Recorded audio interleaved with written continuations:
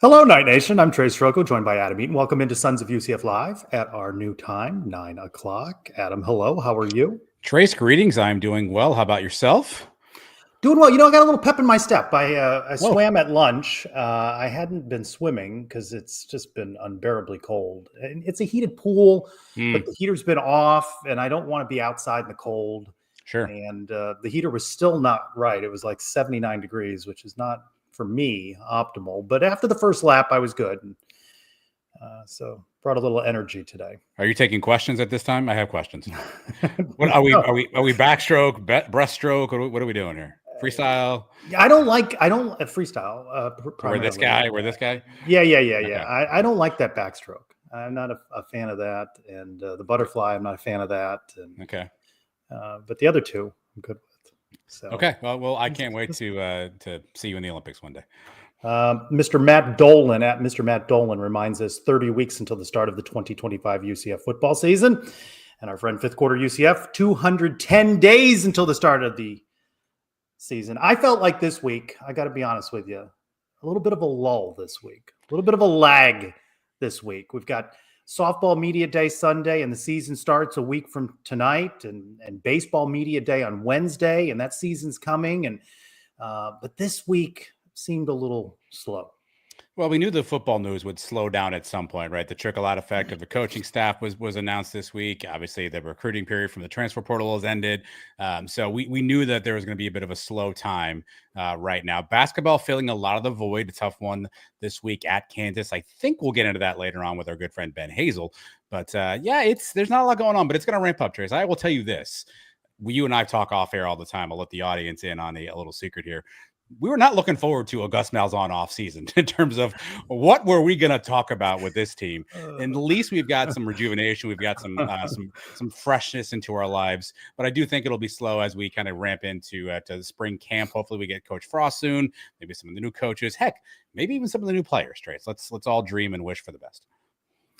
Yeah, we're going to talk a little bit of football in a second. I want to get your reaction, though. I sent this to you. I don't think you commented that I got an email Tuesday, the 28th of January, a work-related email that opens with, first of all, Happy New Year. I got that work email from someone I know who I had not spoken with since 2024. And I copied that part there and I sent it to you, but I don't believe you commented, or I may have missed your return. No, I did not. I actually got one of those today as well. I had somebody call me who I had not talked to since the beginning of the year. He's a vendor of mine who's trying to earn my business and was trying to be very nice. So he says, "Hey, Adam, how are you, buddy? Man, Happy New Year. How's things?" And I'm like, "Dude, it's just the 30th of January. We're almost in." Did you correct him? I said, "Hey, man, we're almost in February. Like, I don't think we need Happy New Year anymore." Because he's a vendor and he wants my business. I can pretty much tell him anything I want. He's not going to say anything to me. So I did correct him on the spot and say, "I think we're a little too long for that." And he chuckled awkwardly as if I was joking, but there was no joke being told. So today's the 30th. So you got a Happy New Year on. I did. I think this may be my latest. I haven't really been keeping track. This may be my latest Happy New Year. That makes me laugh. A bit of a new year for us is when the 2025 football schedule comes out. And, there are various copies of this floating about. Donors seem to have some insight. I've had some donors at basketball games say they're booking hotels already. And I'm like, this thing's not even officially out. Baylor's AD on the 365 Sikkim show saying within the next week. So I'm guessing they're not going to do a Friday news dump on that. Probably wait maybe till Tuesday of next week. So some anticipation there. What are you looking for in a schedule? Where would you want bye weeks in a schedule?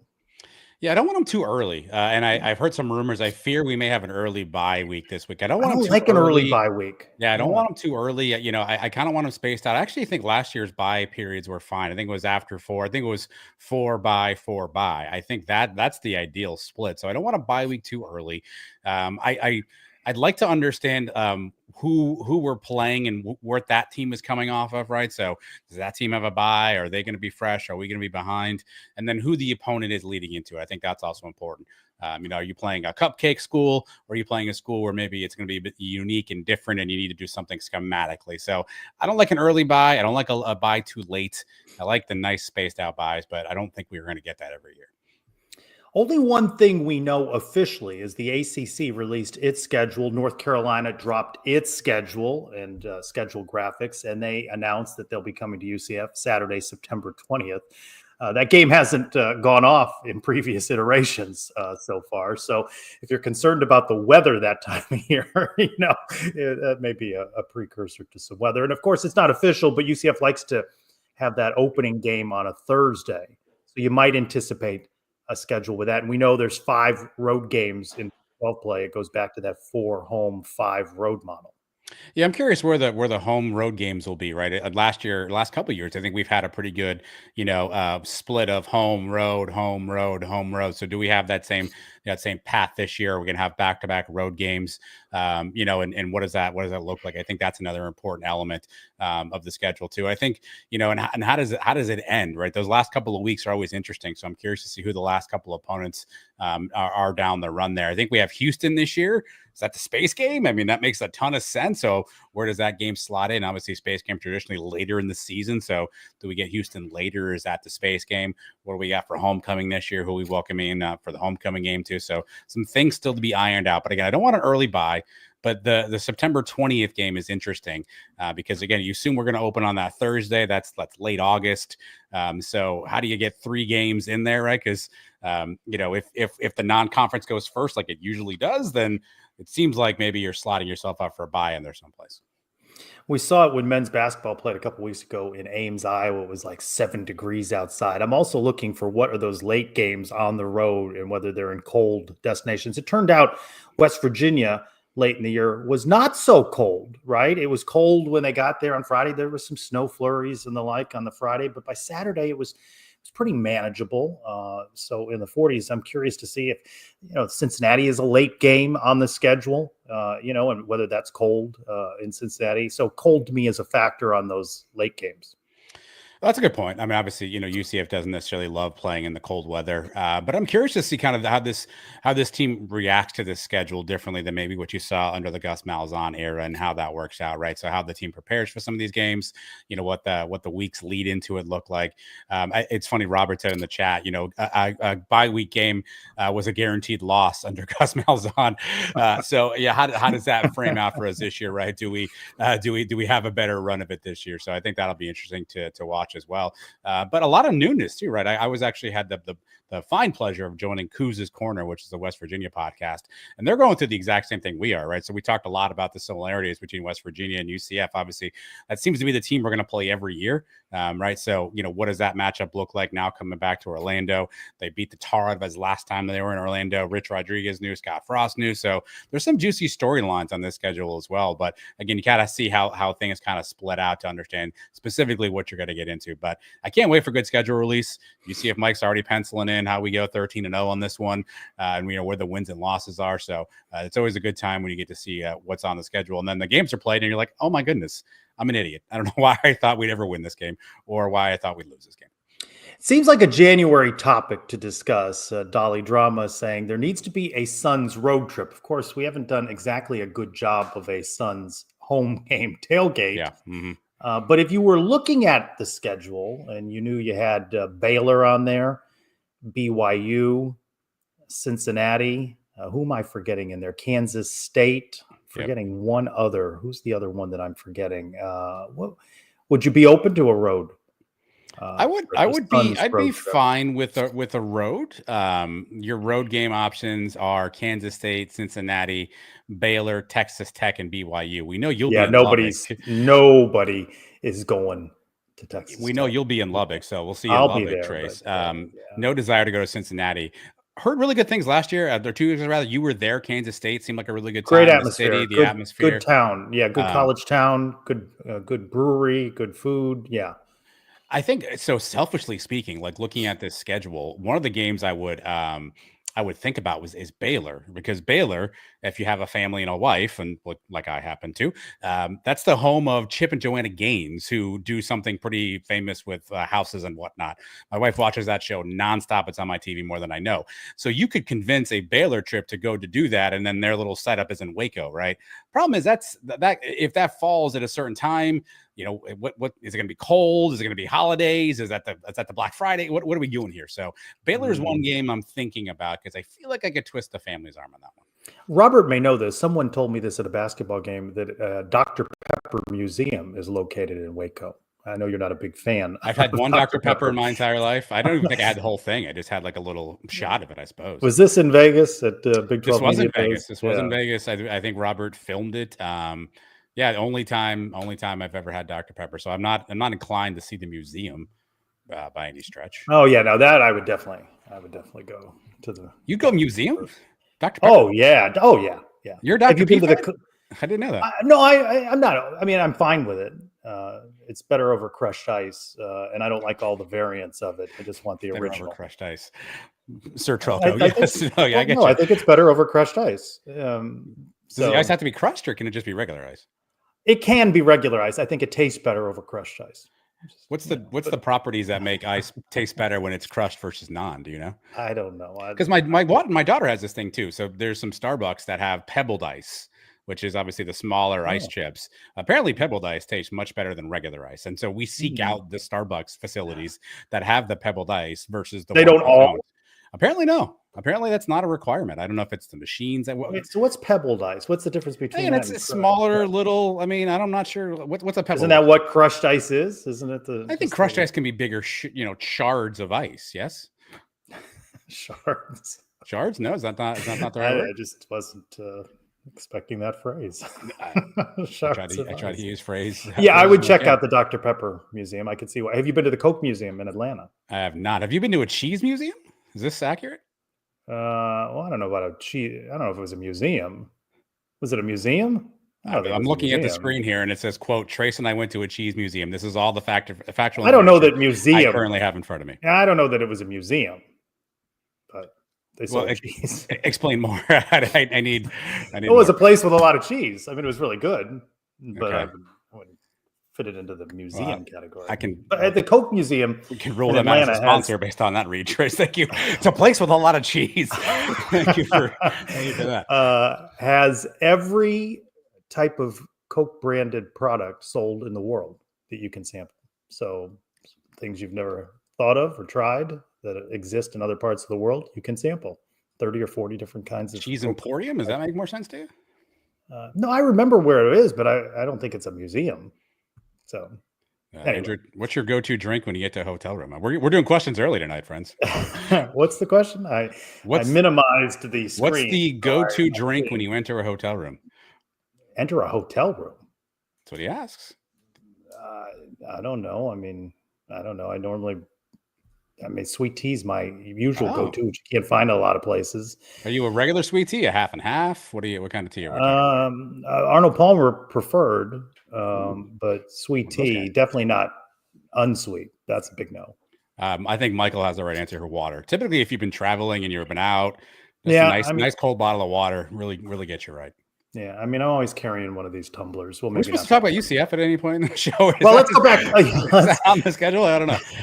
We're just going to skip the what's in the box because we're covering all of this. No, there's listen. There's some gems in here. I can't. Yeah, I'm sure they're gems. Circus Sports out with its national championship odds. I know you are not much of a gambler. You and I found a way to spend a couple of days in Vegas at Big 12 Media Days. I don't think we lost a dollar. I don't think there was one. I gained $1 for drinking a Dr. Pepper, I believe. 50,000 to 1 for UCF winning the national championship, which of course has no conceivable chance of happening. But it is interesting to see how they stack the other schools in the Big 12. Kansas State was your favorite there with Utah at 25,000 to 1. Arizona State, then Baylor, Iowa State, Kansas, BYU, Colorado, TCU, Texas Tech, UCF, West Virginia, and the ones below UCF include Houston. You mentioned them as a possible ace game opponent. Oklahoma State, they are on the schedule. But that's a home game, right? Arizona and Cincinnati bringing up the tail end. Of course, none of that means I was going to say Circus Sports, God love you, because I don't know how you know this already, because last year everything ended up being the exact opposite of what we thought going into the schedule. So if you think Kansas State and Utah are going to run away with it, like the odds would tell you it's probably going to be reversed at this point in time. I don't think you know how good any of these teams are. I know Arizona State's going to get some love because they're the returning champ, but we've seen teams obviously take falls back. Iowa State had a good year. They've added in the portal. Texas Tech has spent heavily in the portal. What does that do for their chances as well? So I don't know how you can predict this conference at this point in time. I think that's the fun thing in the Big 12 is if I told you any one of 8 or 9 teams were going to win the Big 12, you'd probably find a way to say, yeah, that makes some sense for me. So I mean, you throw down you throw down $50 on this at 550 to 550,000 to 1. I mean, you're making some money. I'm not good at math, but it feels like a lot of money.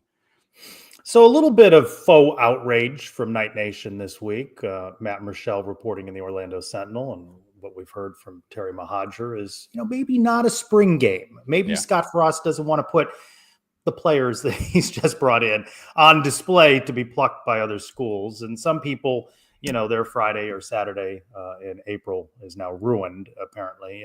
Where are you at on the faux outrage? I'd say that's the first of 2025, right? Manufactured 24-hour controversy. Yeah, that's probably first so far. Yeah. Listen, I as much as I enjoyed the spring game, that you learn absolutely nothing from it. I think the scrimmages and practices are better off. As I said this week and around the kingdom, the thing I'm most bummed about is the spring game was just a good time to reconnect with friends, right? Good time to get everyone back on campus, hit a Burger U, watch some football, catch in with people. How you been? How you doing? Can't wait for the season. It was more the time to socialize and just kind of get back around the Knights community. That was the most fun part of the spring games for me. So it sounds like there's some maybe options for getting some people on campus and some events or whatnot.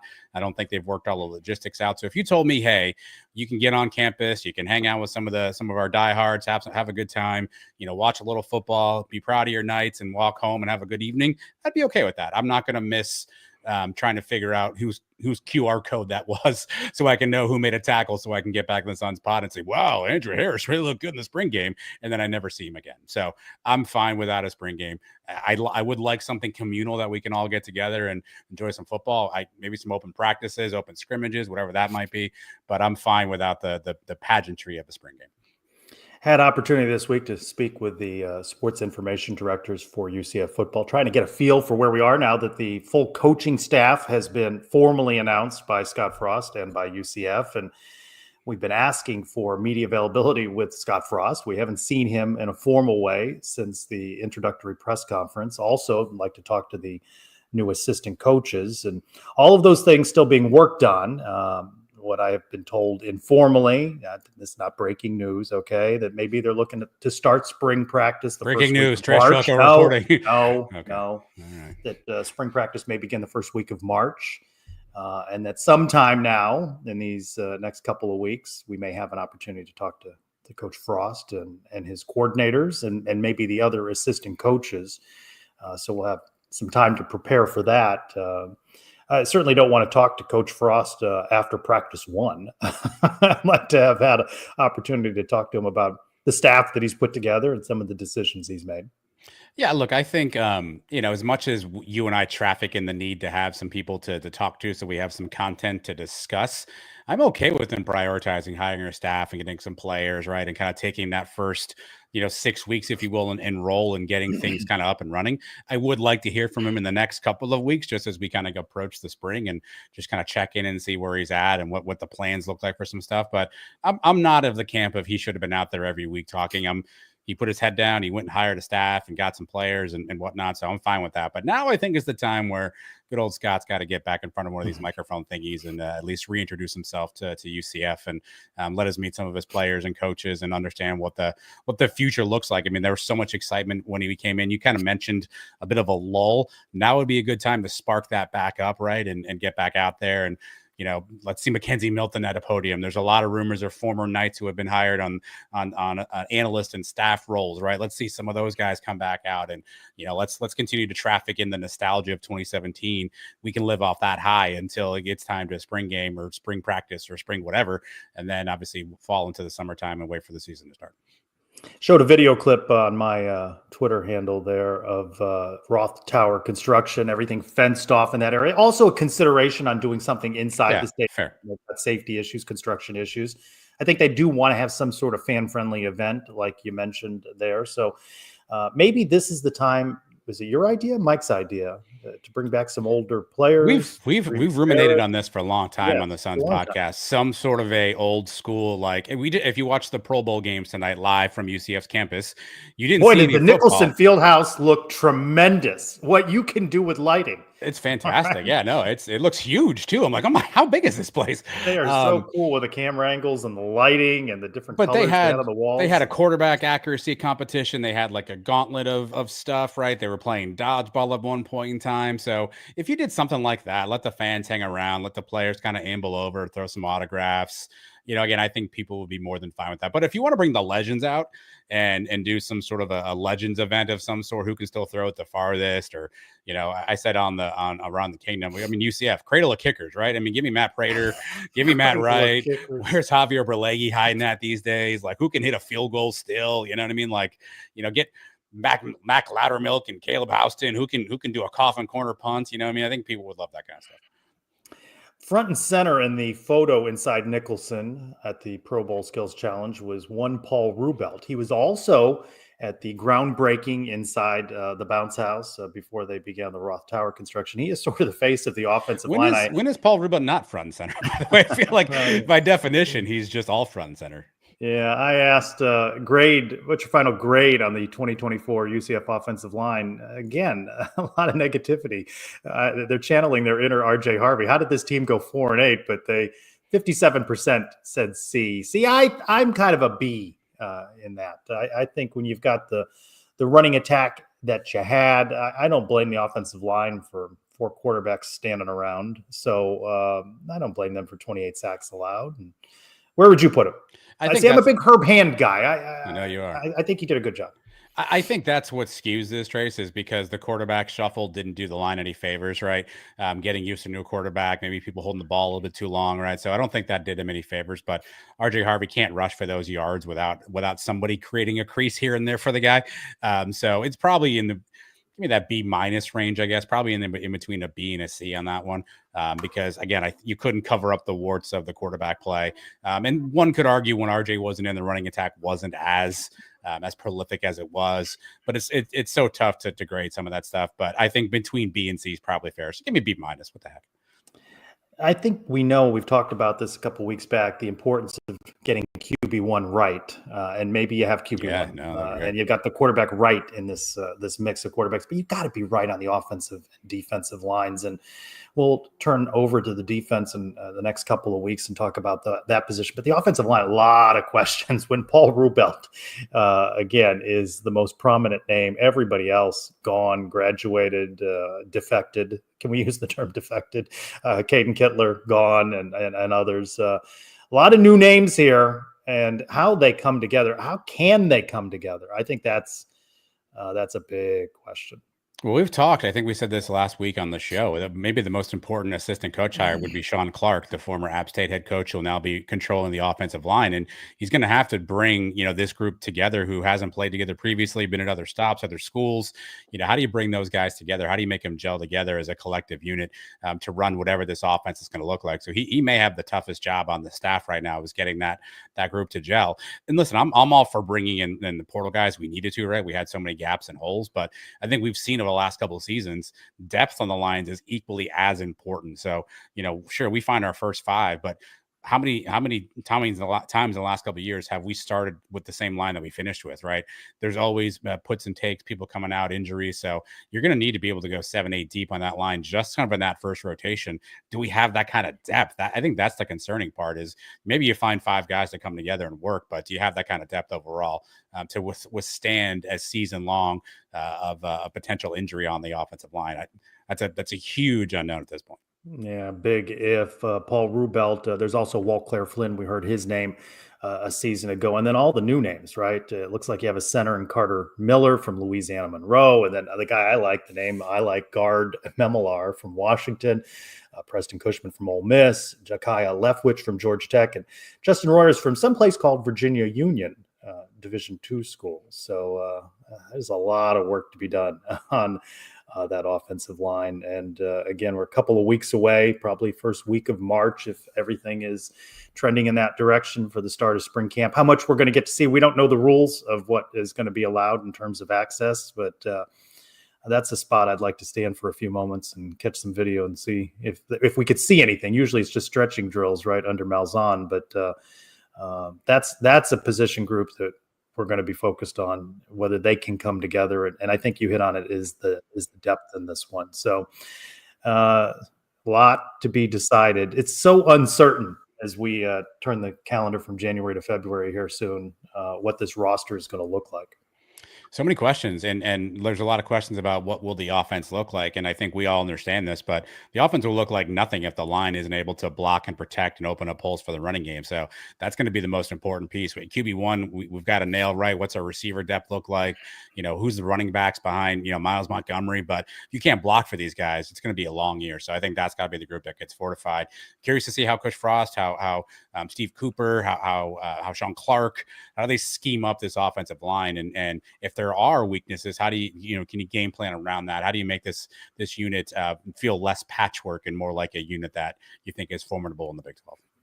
East-West Shrine game underway as we speak, and Deshaun Pace is in that one. Senior Bowl activities have been going on the last couple of days, and RJ Harvey there, BJ Adams, Mac McWilliams, they're all getting rave reviews. You're seeing their name all over social media with all of the reporters on scene. Kobe Hudson, a late ad, he showed up for some of the practice today.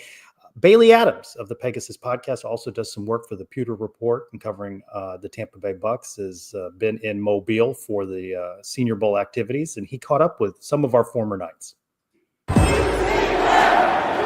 I don't know if it feels this way to you, but to me it feels like your college career flew by. Did you feel like that happened? Yeah, because, just starting as a freshman, and then, I remember one day my teammate D. Brown, his dad told me, he was like, hey, you're gonna walk in and you're going to be leaving in the next minute. And I'm like, I wasn't studying, I'm a freshman, and look, it happened, so yeah. You have a favorite memory or favorite game from your time at UCF? It would probably be this last season. That Iowa State game, ranked number 9 team in the country. We're going to Nate House, underdogs. I think they've had us losing by like 21 or something like that, and we almost had them. We was up to 14 on them going in the half or after halftime, and we didn't make it. But I mean, that surely showed who UCF really was. I mean, the guys came out there and competed. Yeah. What's this experience been like so far this week for you at the Senior Bowl? Yeah, it's been a very cool experience. You're talking to all these different NFL teams. You're practicing it against the best of the best. It's just been a great experience. Have you talked with every team so far, you think? Almost. Do you remember if the Bucks were one of them? No, I don't remember if the Bucks were one of them. But I hope they are, because I ain't gonna say it, but I do love playing in Florida. You know what I'm saying? Obviously, being an Orlando guy, how much did the Orlando and the hometown hero stuff mean to you? Yeah, it meant a lot to me. First of all, UCF is like 40 minutes from my house growing up, where I grew up at. So it's an easy drive going back and forth, like every week. See my family. It was a big deal for them to come to all my games. They never missed a game, so they really enjoyed that. I had over 20 people come to each and every one of my games at home. So yeah, it was a big deal for me and my family. The spotlight, the feature, the video that they did on you toward the end of the season, what was that like, and how much did that mean? The feature they did on YouTube with the hometown hero feature, where they talked to your family. Yeah, that was great. The media team, they really set that up nice, and Julian and the rest of and Aaron, the rest of the media staff, they really did that thing, making all that come together. It was great what they did. You have a favorite game in your time at UCF? Favorite game, I said Space game, Oklahoma State, Arizona Space game. Game winner against Cincinnati. Something about the space games, right? Yeah. Game winner against Cincinnati in 2022. And probably USF 2022. I know it was only 1 year, and I know the year didn't turn out like anyone wanted it to, but what was your favorite memory of UCF, and what was your time like there? I would definitely probably say my official visit. They made me feel loved. I got in with the coaching staff and the players, they told me what it was for. They didn't sugarcoat anything with me, I'm just glad to be a part of it. What's this experience this week been like for you so far? It's been great, man. Having the NFL coaches coaching me up, showing me different ways to critique myself. It's been great. All right. Good luck to those guys. Thanks to Bailey for that Pegasus podcast exclusive. By the way, I have a little tease for you here. So there's some things that we cut out of that interview that Bailey and Krishner are saving for their show this week. So there's more from these conversations, and I'll tell you, it's very Pegasus podcast-esque. So that's the only tease I'll give you. So it's about uniforms. Tune into the Pegasus podcast this week for more from those conversations. That's about uniforms is what that sounds like. All right, let's switch gears to men's basketball. You can't say the Knights have not been exciting, Adam. 91, I will not say that. Loss at Kansas. A much better performance for UCF, but they come up a little bit short. Let's get the recap on the week from Andrew Cherico. Andrew Cherico for the Sons of UCF. Here at Addition Financial Arena following a Thursday media availability with UCF men's basketball head coach Johnny Dawkins and players. Coming off of a tough loss to a number 11 ranked Kansas team on the road, this Knights team knows they can go against the best competition in college basketball.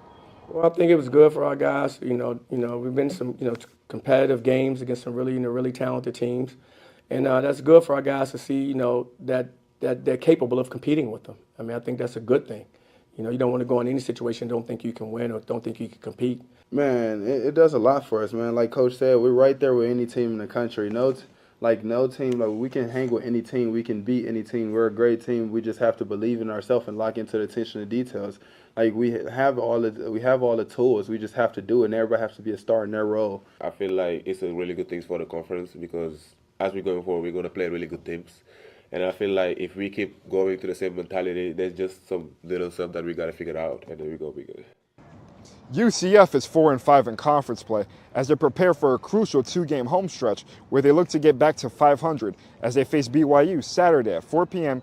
right here at home. And until next time, I'm Andrew Cherico for the Sons of UCF. All right, interesting sound there. Let's bring in Ben Hazel now. Let's talk about the week that was. Ben, close doesn't get you much though, does it? You don't get a win for close, but they played. There was a hell of a game on Tuesday in Kansas. All I could say is I'm proud of my boys. They fought hard. So they can't be upset with the effort. So hey, we're not in a bad spot though, so can't complain. Now let's you and I text during the games, and you said pre-game, you just wait till the officials insert themselves into the game, and they swallowed their whistles. They were blowing those whistles at the end there, were they?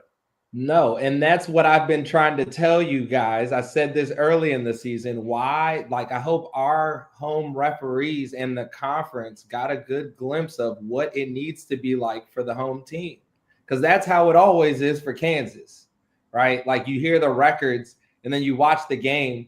And I was like, man, we got a chance. We should win this game. We are right in here. But the refs definitely, made sure it's an uphill battle. It's no secret. And, the guys still fought through it, but they definitely came at an opportune time for Kansas. Ben, that's about as animated as I've ever seen Coach Dawkins. Have you ever seen him that animated on the sideline at a ref before? Not that demonstrative, really, but I think it's just more of how bad of a call he thought it was. That's when Coach Dawkins is going off about a call. He's typically not one to point to the refs for anything going wrong. But, some of those calls were a little dicey. They were dicey to say the least. What's the strategy as a coach when you're on the refs like that? Are you trying to get the next one, or are you just trying to make sure that the ref knows that you're not happy? What's the strategy when you get on a ref like that? Well, see, coaches have different strategies, actually. That's one thing that I did learn, that coaches have different strategies on how they try to work refs, right? So some coaches try to be more demonstrative. Some coaches try to be, pretty friendly. Some coaches funny, whatever the case may be. But at that moment, with that time limit, coach could care less about any of those things. I think that was just pure emotion. I think he was just salty about the call. That was something. I think he just saw the play and was like, okay, foul. And, they did what they did. Or Mustafa's holding call when he's getting hooked and pushed in the back. Don't know how that ended up being a foul. But, hey, you know what I mean? I hope they sent it to the league, though. I do hope they sent the tape to the league. What's Coach Dawkins' style when you're talking about different styles of working the refs? What would you describe his? Oh, his is laid back. Coach Dawkins doesn't really give the referees too much attention, because I think the one thing that he does preach to his players is that he wants them to be above that. He wants them to play through that. So he'll talk to the refs and he'll say things to the refs, and the assistant coaches probably say more to the refs than Coach Dawkins. But, it's a basketball game. I had to ref in practice. So, I feel for those refs. Like a lot of people, there's no way that you can have a game and not say something to the refs. I was going to say, Were you what a do you good do? ref? Oh, I was a great ref. I was probably one of the best refs to ever coach at UCF, ref at UCF, low-key probably in the conference.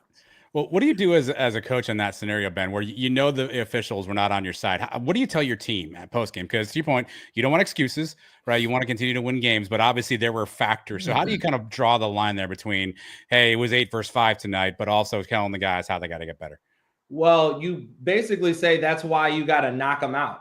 That's why you got to be up by more, right? Like that, you basically just kind of take that approach, which you have a little bit more control of. You never really, Coach Dawkins especially is never really going to come in the locker room and be like, I know, guys, like the refs cheated us. Like, I know. He's going to talk about everything leading up to that. Let's go back to the TCU win. Set the tone for the week a little bit. Did you see the best performance by this team in conference play this season? Did it feel like it? I would say so, especially defensively. Like that's the thing that we're missing in these tight games, right? Like, and that's going to be our calling card on whether we, win this next one. Is can we defend? Like we're scoring the ball. We're not even shooting it at an amazing percentage, but our offense is. They're starting to play well together. Keyshawn's getting off of it, getting it back. I think they're starting to understand each other. But defensively is the side that we got to figure out. Like we're giving up way too much on the defensive end. Like we're putting up points. If you think about last year, we were like, if we scored 80 points, we'll win. Now it's like we got to score 100. We got to score 100 to win basketball games, and that's never a good recipe for success. I want to go back to the refs and Mustafa. Do you see something similar here that UCF faced with Taco Fall and how you call, how you call fouls around him? No, he's not big enough. Taco was just ridiculously large. Like it was, and he's weighed a lot more. So for Mustafa, he's pretty light. So I don't think there's, too much. He's really long arms. Like it's easy to see when he smacks guys. So he did a great job this game of walling up and not getting in bad positions of letting Hunter just score without having to score over the top of him. And he saw how difficult that could be for him. Speaking of Mustafa, Ben, I've been surprised a little bit at his offensive game. Obviously, we kind of know what he do defensively, but last couple of games, he's been, 13, 15, 16 points, consistently scoring, in double figures. Are you surprised by how well his offensive game has kind of matured over the last couple of weeks? I am surprised, but it is to be expected. And that's just pure confidence, right? Like that's nothing other than he's just stepping up like, hey, I'm open. I can make it and making it. So that's what you love about it. Of course, from a freshman is why it makes it, a little bit more impressive. And him being 7'1", of course, that also throws some icing on the cake. But, I don't want him to fall in love with it. That's the one little scary part with him starting to knock down a little bit from the outside is that he kind of lets defenses off the hook, especially down the stretch. Like being 7'1", not getting to the free throw line at all is something that shouldn't happen for somebody at his size. Keyshawn Hall's had, again, tremendous games. We were talking this week in Big 12 play only, so just the Big 12 conference games. He's leading the conference in scoring at 21 points a game. But take me to the other 4 guys on the floor. What do you do when you have a guy like Keyshawn who gets in a rhythm, starts scoring shots, and you're Jordan Ivy Curry, you're Darius Johnson, right? You're Debo Coleman. What do those other guys have to do, and how hard is it to kind of be around a guy where this guy can score, but it kind of takes you out of your game a little bit as well?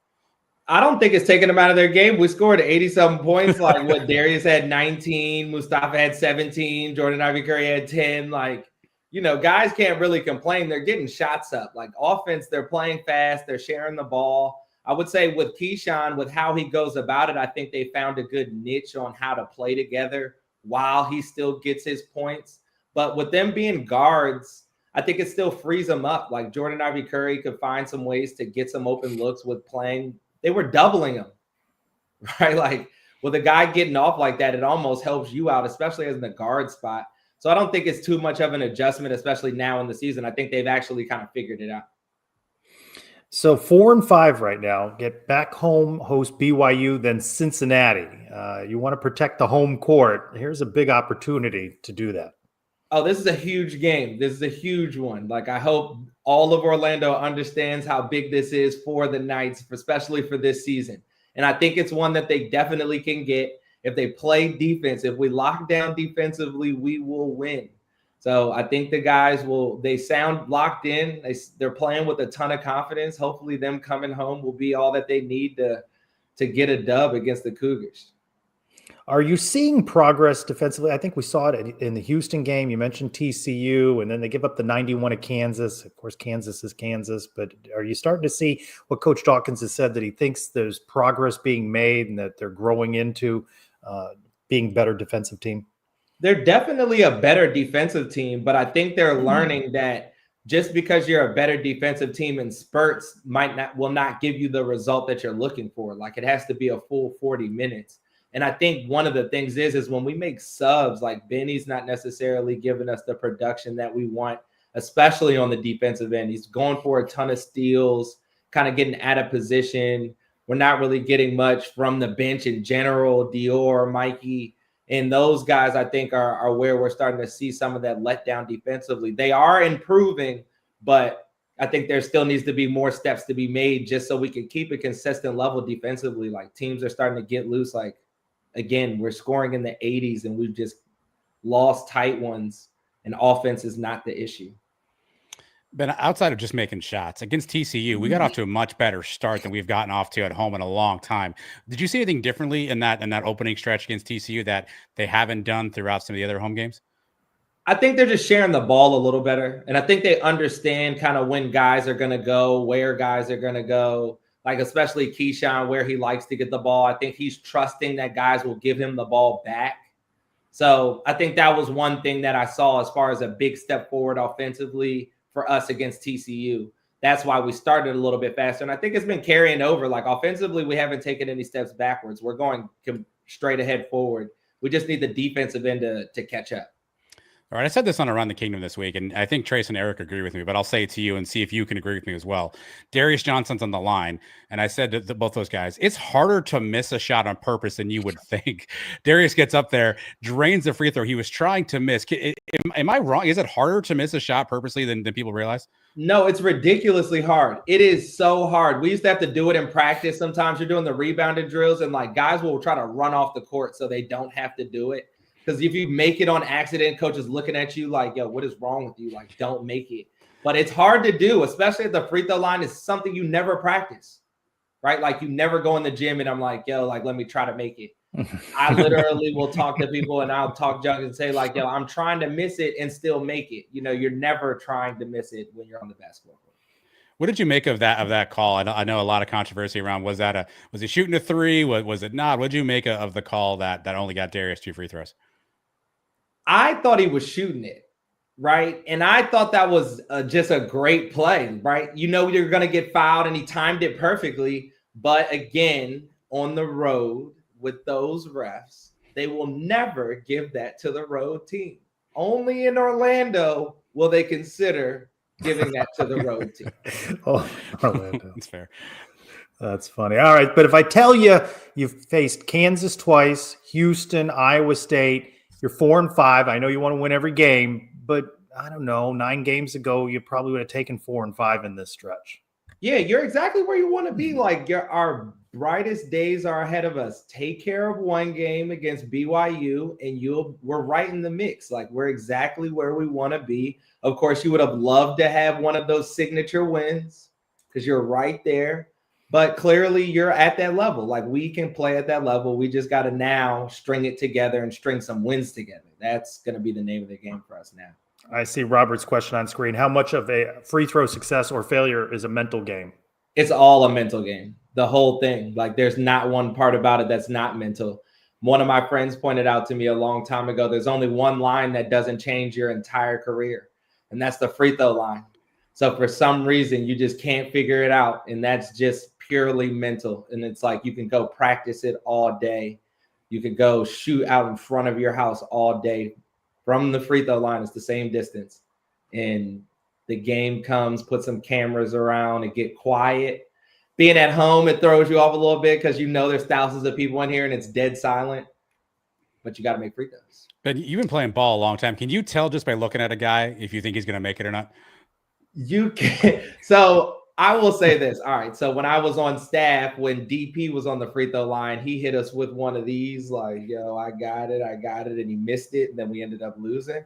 So I kind of just threw it out the window. Some guys fake it better than others. That's really just what it is. But everybody's kind of a little, you're a little dicey. It's just, kind of finding a way to be comfortable and knock it down. Ben, we like you bow tie or no bow tie, but I got to agree with Matt Dolan in a comment I saw earlier. We want bow tie Ben back next week. After Me too. And this is the perfect month for it. I feel like this is the time where I'm going to get to pull out some new bow ties. Ben Hazel, we appreciate you. Thanks for joining us on Sons of UCF Live. Go Knights. Thanks, Ben. John, Ben. All right. Think of the race now. We're almost halfway through. I don't want to put a lot of pressure on it, but 5-5 with the back half of the schedule more favorable than the front half. You got to protect home court, and these are games with BYU and Cincinnati that they can win. Man, I'll tell you what, this has been a lot of fun. This season has been a lot of fun to watch. I mean, a lot of high-scoring games, and obviously there's frustrating moments. You 2-point early. You don't want to have 7 losses. That's not what anybody wants, right? But this team has been a lot of fun to watch. Another season where we kind of came in saying, what do we have in this squad? It's a brand new group of guys. How are we going to play? And they just find ways to keep things entertaining. You, me, and Eric were joking on Around the Kingdom. Gone are the days of the 52-47 finals against Houston, right? The high scoring games are more fun right now. I want to win more of them, but you can't say this hasn't been an entertaining basketball season. You can't say that this team hasn't got your interest, kept your interest. And hopefully on Saturday, we pack, AdFi again, right? You get the Franz working and we get a home court advantage and get a big win against BYU. But say what you want so far, to Ben's point, we're right where we want to be. And it's been a lot of fun. And I think that's really all you can ask for as the season kind of wears down. February is going to be a huge month for the Knights. It's going to be a huge month. This is the make or break at this point in time. And there are some air quotes here, easier on paper games on the schedule. So this is the time to pounce if you're UCF. They're the last 4 in. They're the last 4 out. They're going to be on the bubble throughout February. Let's take a look around the Big 12 now with Jeff Allen. 6 Big 12 players were selected in the Athletes Unlimited Softball League inaugural draft on Wednesday night. The AUSL will tour in 6 to 8 cities in this initial season with the Bandits, Blaze, Talons, and Volts. And then those teams will be city-based in 2026. With the number 1 overall pick, the Big 12 Pitcher of the Year, Lexi Kilfoyle of Oklahoma State, was the top draft pick. Taylor McQuillan, Arizona pitcher, goes at number 8 to the Bandits.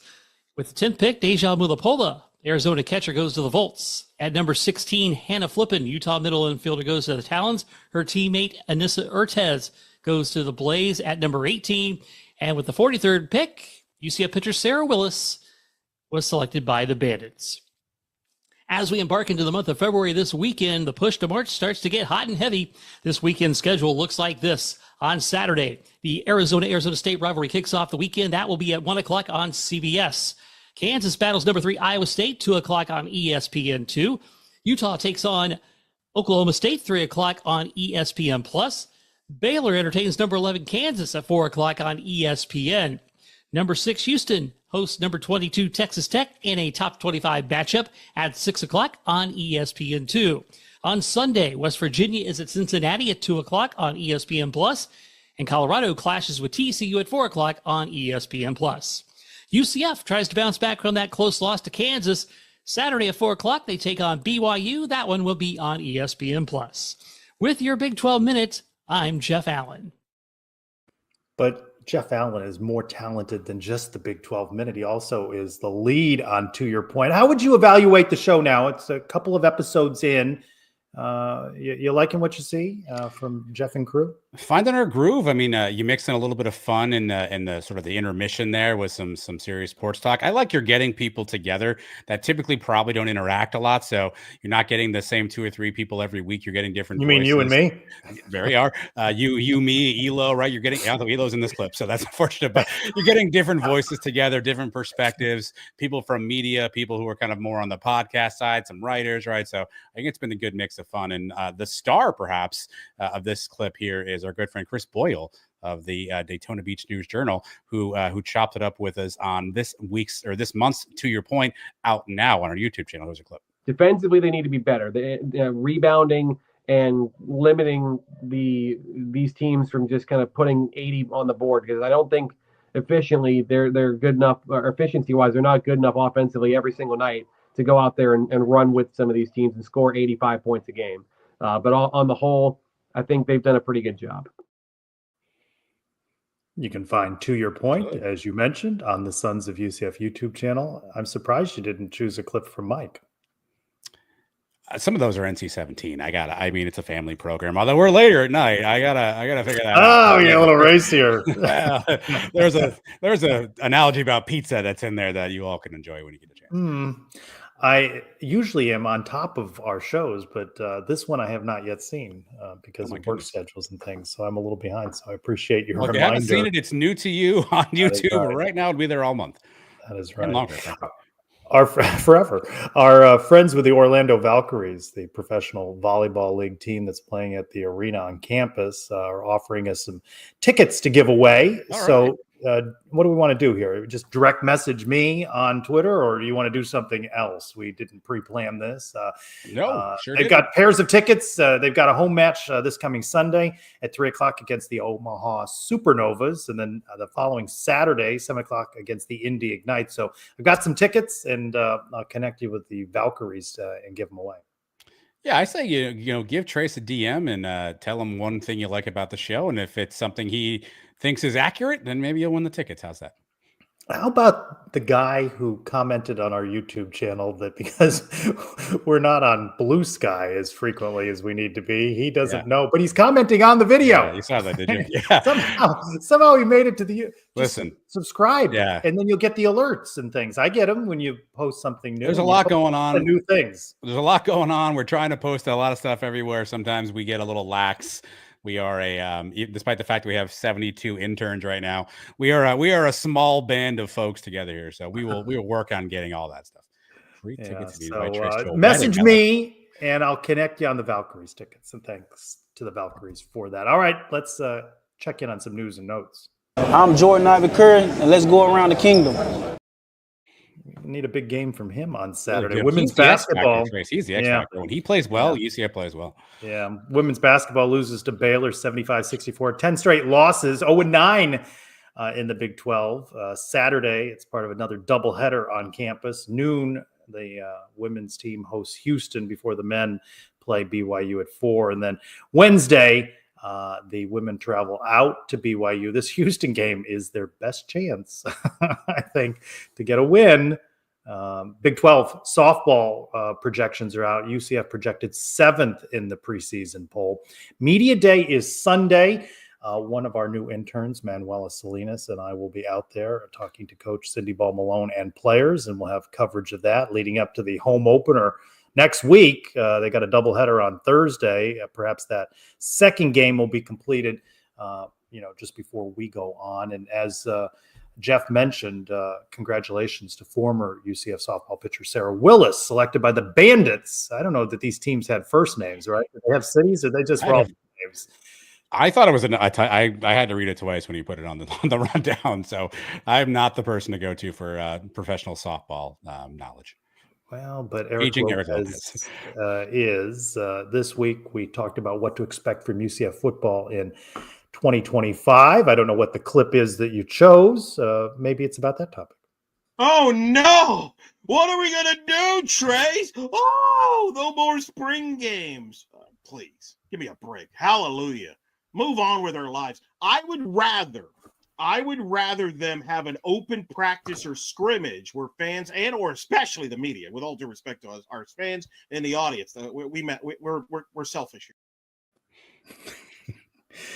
here. He's always good for an animated I moment. forgot he did that until I was rewatching it. I forgot he made all those sounds and noises and pointed at the screen and hallelujah. And I forgot all about that. What was he reacting to in that clip that you used to have in the mailbag where he was nearly hyperventilating at one point? Remember that? I don't remember what that was. Yeah, I don't know. That's a great one.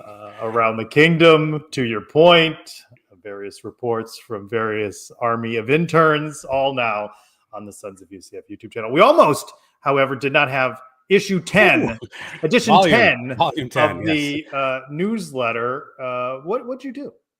I did nothing wrong. Why were you in the doghouse? It was a quality control check apparently by the company that runs the newsletter site, and we were put in timeout for a day while they ran some stuff. Realized that we're the fastest growing newsletter they got, so they released the hounds. That thing went back out this week, so a day later than I normally like it, but it's out there now. Again, that's the address to subscribe. We picked up like 20-something subscribers in the last week, which is awesome. So we're getting close to our a good milestone number here soon. So maybe we'll give a giveaway at that point in time. But continue to subscribe. You'll get caught up on everything we did through the Sons of UCF that week, videos, articles, all that stuff. I try to throw some nuggets in there and a think piece potentially to start off the newsletter as well. So subscribe. Yeah, provocative article. Do you still hate Dylan Gabriel? Oh, are you still mad at Dylan Gabriel? I didn't use hate. I did that specifically. Yes, I know that wasn't the headline, but that is a way to get clickbait. It's just well, it's what do you think of his helmet? With the Oklahoma, the Oregon, and so he's not the first to do this, right? I mean, McKenzie did this at the Hula Bowl, I believe, where you had the Seminoles on one side and UCF on the other side. Have you seen one with three? Three? This may be I don't know what you do if you have four, because he got both sides in the back. I don't know what you do if you have a four school right on the front. I'm not really sure. He should have had a UCLA in there. To be honest, I was actually surprised because he doesn't typically talk about UCF. It's not mentioned a lot. So he opens his video with it. It was a pretty, it was well produced. Technology wise, obviously, yes, he has to. But I was surprised that he even went to that length.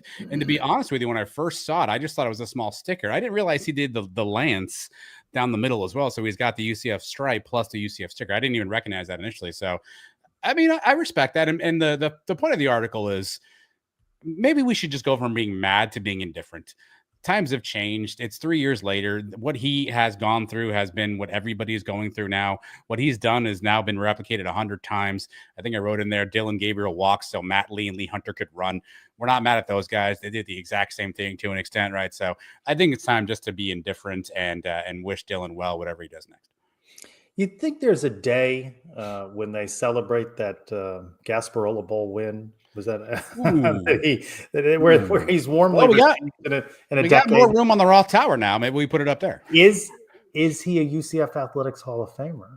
We talked a little bit about this. I don't remember if it was overtime or what, but I mean, he's got some of the greatest stats ever as a quarterback in college football. Is there a Hall of Fame? I don't know the rules anymore, though, Trace. It used to be you had to graduate from UCF, but well, no, Blake didn't graduate, so I think that's changed a little bit. They bend the rules on the Hall of Fame criteria. Here's where I think it's going to be hard. They only let 5 to 7 people in during each cycle, right? So, I mean, there's going to be a lot of people that are going to be vied for. Do you take somebody who maybe stayed for a couple of years longer, or maybe had some other impact? So, I think that might be the challenge. I have to see who I'm voting against. No. Just on his merits. Just on his merits. Yeah, I mean, he's going to go down statistically as one of the better UCF quarterbacks. So, yeah, I mean, feels awkward not to have him in there, but he didn't win a lot of big games. So, I guess I would go yes, but not a first ballot, in my opinion. If we're doing that first ballot, Ichiro, Derek Jeter thing, he's not a first ballot Hall of Fame. Do you think he won over some people with the helmet, the video release, a little warmer towards UCF? And like if he came back for a game, there'd be boos, but maybe he'd get a little more smattering of applause now. Again, I think a lot of things have thawed since the time that he was there. So I know people are just like Matt saying, he sat out, right? He could have played that year, but he essentially did what everybody does. What he did that year was no different than what Xavier Townsend did this year. We just didn't know about it back then, right? He literally sat out after 3 games. We just didn't know that was a thing in 2021. Xavier's not getting in the Hall of Fame. Now we know it's a thing. So it is what it is. I would not be mad at anybody who says I don't want to root for him. I don't want to cheer for him, but I also don't think we should shun him and throw tomatoes at him if he walks in the field. Very interesting. All right, let's go into the UCF mailbag, Sons of UCF mailbag this week. So it's a mailbag. So what? So what? Do you know whose mailbag that is? It's that time again. Time to open the Brian W. Peterson Sons of UCF mailbag. It's the only place I can see or talk to Brian now. He's, Oh, no, you can find him at petersonaccountingcpa.com if you need your tax work done. Brian David Peterson, one of the best in the business, 40 plus years, him and his entourage there doing taxes. So if you need tax advice, get to Brian now because he's actually watching this while working, he told me. So maybe he screwed up your tax return because he's watching this. I don't know, but I doubt it because he's a professional for crying out loud and he would never do that to you. You know how busy he is? He doesn't even turn in questions to his own mailbag. That's how busy. I do. I speak to Brian on a pretty frequent basis, and I know that he's swimming in work right now. So good luck. At UCF Guy 1203 on Blue Sky. Yeah. Why, Adam? Have you stopped posting on Threads and Blue Sky? Why? I don't know that I posted on Thread. I think I tried that for like a week. I was going to be a Threads guy, and that didn't work. But you were all over Blue Sky. I was. There's just some functionality I don't like the way that it works. I can't when I post videos, I can click a button that automatically puts it onto Twitter. I can't do that for Blue Sky yet, so I got to copy and paste. There's different lengths. You can't have a video over a minute. So there's just some quirks I was hoping they would work out. So I'm not off Blue Sky, but I'm only one man. I got a lot going on here. So, but we have an army of interns. But I also feel like Matthew's behind the scenes. Matthew's behind the scenes again tonight in the chat. Today. We failed to mention that he's in the chat tonight. So any comments on screen you don't like, yell at Matthew, please. You can find him at UCF Report on social media. By the way, does a good job with that. He does a great job with that for sure. Yeah, look, maybe we could. We'll see if we get there down the road where I have to. But then I have to tell an intern I posted something. And can you go post this for me? By the time I do that, I could have posted it myself. I have a hard time delegating. That's really one of my weaknesses as a leader. Speaking of interns, I would mention Manuel on softball, but Nick Williams and Andrew Gregg covering baseball, they were all over the opening weekend, including the scrimmages out there, and they're going to be at Media Day. So a lot of big baseball coverage coming from the Sons of UCF. But going back to the question from our Blue Sky, UCF Guy 1203, wouldn't it be cool if a player started at a G5 program, then transferred to P4 for more money if the G5 program got a transfer fee like in soccer? Transfer fees. We're going to have relegation at some point too. I'm not opposed to that. Yeah, I'm not opposed to their, some sort of a buyout, right? Like I'm not opposed to that as an option, but it just makes things. I mean, things are already screwed up enough as it is at this point. Dr. Snap and Pop. It felt like Gus was always winning the offseason. Of course, winning he put in quotes. What grade would you give Frost for his first offseason back? Coaching staff and players added. It's an interesting. There's so much we don't know about anybody. B. Yeah, a ball has not yet been snapped under Scott Frost 2.0, so I don't think I'm going higher than a B. I think his coaching staff hires. What could he have done to get an A? Maybe a better defensive coordinator hire, perhaps. Oh, hey. Maybe if we'd hired some people that maybe on the defensive side that we had better track records, but he's put together a unique staff. I think what's interesting is he didn't dip into the bag of tricks and go grab the same guys from previous stops. He found some fresh, but they're not in key roles though, like the main staff. Coming. So we'll see how that plays. I give him a B. I mean, he found some needs. Let's see if you keep talking a little bit about playing money ball and kind of the chip on your shoulder element. Let's see if all that pans out, because it seems like that's a little bit of the approach he's taken so far. Maybe a good poll question. How do you grade Scott Frost in the offseason? At @blackgold_ed, what will Timo do about women's hoops being non-competitive? And some would say embarrassing. Here's the thing. He can make a change, right? But what is that going to change? I mean, are they going to throw any money in NIL to recruiting the best women's basketball players in the country? I don't see that happening. So what are you going to do?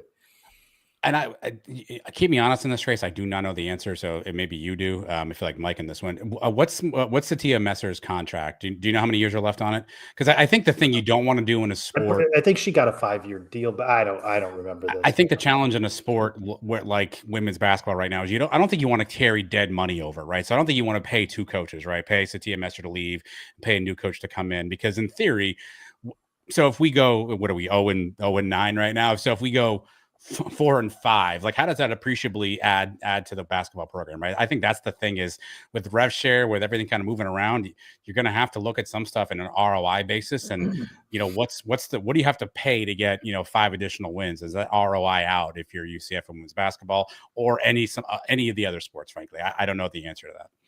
Yeah, I mean, they've had some roster issues. They've had some injury issues, but I don't know what making a change will do for it. At 2 letters, 2 words. Robert, do you think Mustafa will be a Knight in 2026? What's the price? Pay the bag of money. Well, and there's NBA stuff. Priority right there. Pay the money. There's NBA stuff too. NBA scouts are going to start looking at him. Now, I think that would be a mistake personally, but no, I don't think he's ready for that. But you're not ready until someone drafts you, and all of a sudden you're ready, right?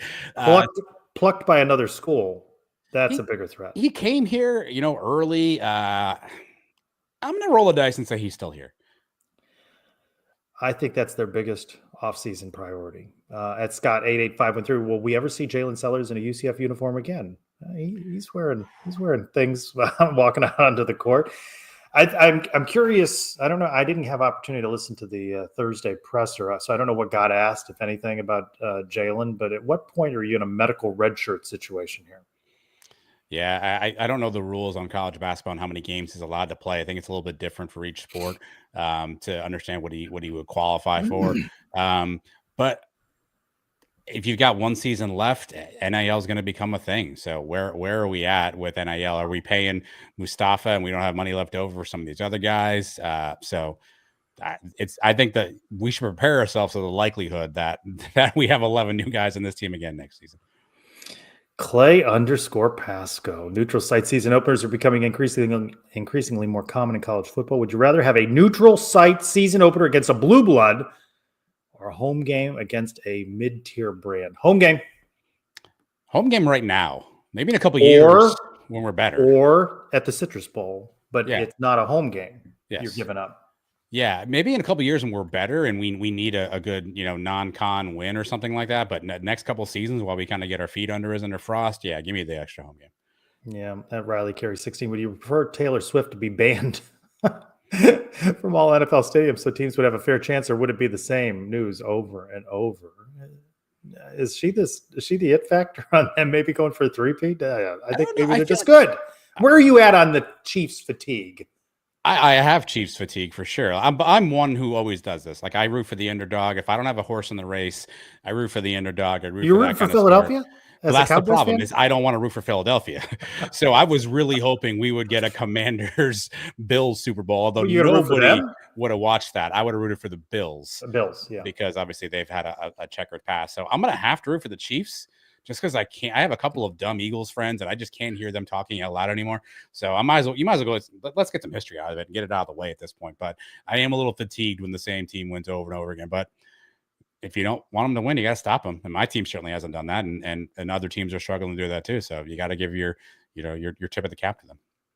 I know it's a segment during Around the Kingdom, the silly game, but you like to ask something like this. What's one word you would use to describe your emotions and feelings about the Cowboys head coach hire? Apoplectic. we rushed to hire a guy nobody else wanted to hire on a Friday news dump, right? They didn't even. No one was clamoring for Brian Schottenheimer. We had weeks to go find anybody out there, and yet we rushed to judgment to get Brian Schottenheimer. And then Jerry Jones puts him in front of a press conference that I don't know what that was. That was not a Brian Schottenheimer press conference. That was a Jerry Jones press conference. And so I only hope that at some point in time we get lucky and somebody plays well, because it's hard to be a fan. It's hard. Jerry does not make it easy. Thank you, everybody, for your questions in this week's Brian W. Peterson Sons of UCF mailbag. All right, is that time? We're going to keep this very brief as we have gone over our. What's in the box? What's in the box? At Alumni Hall, new gear there now. They have some shirts from Cutter and Buck. This may or may not be one of them that I have on right now today. Cutter and Buck. Cutter and Buck. Don't say that slower. All right, here we go. No. All right, this is interesting. What is the dumbest thing you have ever purchased? What is the dumbest thing I have ever purchased? I don't know. Dumbest thing you've ever purchased? I don't know. I'm not a big shopper, so I don't know. I don't have a good answer. You say this every week, by the way. You start off with, I don't know. And then we have 10 minutes of you bearing your soul to us and going rummaging through your junk drawer and finding something you purchased. So just come out with an out, Trace. What is the dumbest thing you've ever purchased? I don't know. Why don't you mull that question? Dumb is a subjective word. I've some wasteful purchases, which maybe equal dumb. Dumbest thing I've ever purchased is a great question. And I wrote it, so I should. A Ford Tempo. That was not a good car. Tell me more. No. That was the car I had on campus that got hail damaged when there was a big hailstorm at UCF. Was there another option? And you were like, hey, this Tempo looks great, or no, it's just, or is it just, hey, that's the price range I got? You know, this is what's available to me, and so I'm gonna go ahead and go with a Ford Tempo. What about you? You know, I buy a lot of shoes that look good on like the website, and then I get them and they're heavy, they hurt, they don't fit. So I probably have 50, 60 pairs of shoes between work 50 or 60 between pairs like of running shoes? shoes, work shoes. Probably have 50, and I wear like 5. So there's 40, 50 other pairs of shoes in my garage that I never actually put in my feet, but they looked good at some point in time, and I thought I had to have them. So I would say probably shoes. Well, this isn't something I bought, but for Christmas I got an air fryer from my nephews and my niece, and that was a work in progress trying to figure that thing out, because it said like chicken 25 minutes. So okay, 25 minutes. Too long. Crispied that. Yeah. So I got to kind of find the right. No, I liked it. I have follow-ups. The right timing. I have follow-ups here. Why did they think you needed an air fryer? What about you screamed air fryer to them, that they weren't like, hey, you know what Uncle Trace needs? I don't know. Let's get him a Ronco. Like, well, because I don't know. I think it's something that Tim, kids that age want to buy. My godson bought his parents an air fryer. I think it's and they've got my sister one a few years back, and she struggled with it. So, but again, why did they think that was going to be for you? I don't know. I know I welcomed it, but I haven't quite figured out the settings on it. Just it said 25 minutes on the chicken. Andrew Cherico's a big fan of the air fryer. Maybe Andrew, can you stop by Andrew, Trace's I'm place gonna and teach him how to use it, please? Yeah, Andrew, Saturday, I'm going to need some recipe ideas, but you'd agree with me, 25 minutes. I mean, I don't know. What kind of chicken was it? Thawed? How was breast, thigh? What are we doing here? Thawed, boneless, marinated overnight. Teriyaki. Oh, wow. Teriyaki marinade? Yeah. I wouldn't have had you. Are you a spice guy? Or no? No, I don't like things very spicy. No. Okay. So, marinade? But anyway, I struggled. It was just straight teriyaki marinade. That was it. No other herbs or spices. No. What's the side dish we're doing here? We're doing green beans. Are you a vegetable guy? No, I'm all right at vegetables, but I wanted to test out some things that were in the guide, so I bought a bag of onion rings. Oh wow! I crispied them too. Yeah, so the time frame on them was wrong too. Well, you need a crispy was onion. right, but onion rings have to be crispy. If you don't get that crunch, no. I mean, I should see if I can find a picture. What are you knowing me for? Onion rings have to be crispy. I don't know what this is not a debate. This is not a conversation. I think Matthew is in the green room grinning. I believe that means that he agrees with me. I hope so. Give me a thumbs up, Matthew, if you're a crispy onion ring guy. Let's no thumb has gone up. There, thumb is up. Okay. See, I just really fried the chicken. Yeah, he's giving that a thumbs down. Matthew's giving your chicken a thumbs down. I just really, you can't even see the one I burnt the hell out of, the tiny one. That one. This is all for you? You're eating like 9 pieces of chicken yourself? What are you doing here? No. You got a protein diet? It started off good. See? Okay. You have a message there. I have some questions for you. Why are you taking pictures of this stuff? What's because my nephew was bugging me that I hadn't opened the air fryer, and we were well into the Happy New Year part. How did he know you hadn't opened the air fryer? Because he asked me, "What have you made with the air fryer?" And I hadn't opened it yet, and I decided that this would be the. You got to lie on that spot, dude. Oh, it's been cool. Yeah, man. I didn't see that picture. Yeah, you got to lie in that spot. Anyway, so we had some issues. with the air fryer, but that didn't really answer your question. But no, you got 7 to 10 minutes of content out of that. No, so. But I still don't. You lost me in the onion rings. I still don't. Are you not crispy on the onion rings? No, they just were too. I just. Whoa! They're just too. They were too. The fork and knife makes that picture better. Andrew Cherico is telling you can actually pause the air fryer. You don't have to wait for it to beep. There's a pause button, so you can pause, check our progress. Go, hey, need one more spin here. Put that tray back on in that bad boy, and you're cooking, friends. Yeah, well, live and learn. Teriyaki, huh? What's next in the air fryer? I don't know. I don't know. I haven't. You can do a lot. We have an air fryer here. You can do a lot of things in the air fryer. Well, this is what I need to know. I got 3 words for you: air fryer nachos. Fantastic. Fryer nachos. Chicken nachos, air fryer nachos. Well, and I mean, not to get into this whole thing, but I had an issue making something gluten-free flour this week, and that didn't turn out right either. So cooking has been a mixed bag this week. You're making something with gluten. Well, because I have baking. Were you baking? I was making. So one of the other gifts I got from friends was a Seinfeld cookbook, which is a tremendous gift. All the foods. Why are all your friends telling you need to cook more? What's happening in your life? I don't know. That is an interesting. There is observation. Continue. A commonality there, but the Seinfeld cookbook was a great gift idea. All the different foods that were featured in the show, and I decided to make the first thing that was featured in there the muffin tops from that one episode. Top of the muffin to you, yeah. Yes, yes, but I had problems with the no one wants the stumps, Trace. What are you doing with the stump? So I had a problem with the gluten-free flour. What? Which I should have just made it normal. I shouldn't have made it. What was the problem? I don't. Well, describe this to me in enough detail that allows me to understand. They didn't work right. I mean, I don't know how else to put that. The flour was broken. Let's look for that picture. Of course, we have pictures of this stuff. Why would we not? Why would we not have pictures of our muffins? They did not turn out. Over that way. They did not turn out right. They collapsed. Yeah. Is there an egg in the middle of one of them? What is that? No, they just collapsed. They sunk. Well, and the other thing is they didn't solidify like they should have. They tasted fine. You know, a little trick I know. No, Listen, nothing. I may not be a baker. You know, a little trick I know. Flip that muffin tin upside down, so you have the part that would normally down. That's got you the nice little shell there. Yeah. Well, I think I'm just going to risk it with regular flour if I attempt that recipe again. But I'm going to move on to something else in the cookbook. So well, keep us updated because I need a weekly segment and a weekly cooking segment with Trace on the show. So let's budget 5 minutes out of the rundown for cooking with Trace each week. How's that? I want to thank Matthew for running things behind the scenes, Ben Hazel for sharing his knowledge about UCF men's basketball, contributions from Jeff Allen, the sound that we got from Bailey Adams, of course, Andrew Cherico with the Big 12 minute. What is the comment that what was now Flash Matthew? What did Andrew Cherico say? I need to be proven wrong, but I don't know what about. Oh, that is maybe it's better that way. I'm just now learning I couldn't. Oh, wow. That's former intern Andrew Cherico. Wow. That's an HR violation, Trace. That's you can't just do that. It's an HR violation. You're in all kinds of trouble tonight. Everyone, thank you for being with us for Sons of UCF Live. For Adam Eaton, I'm Trace Rocco. Go Knights. John. This is Mikey Williams, point guard. Thank you for watching the Sons of UCF. You think Mikey Williams can cook? I don't know. See, the chicken looked good, though, when I put it in. Did you eat it? Was it good, at least, when you had it?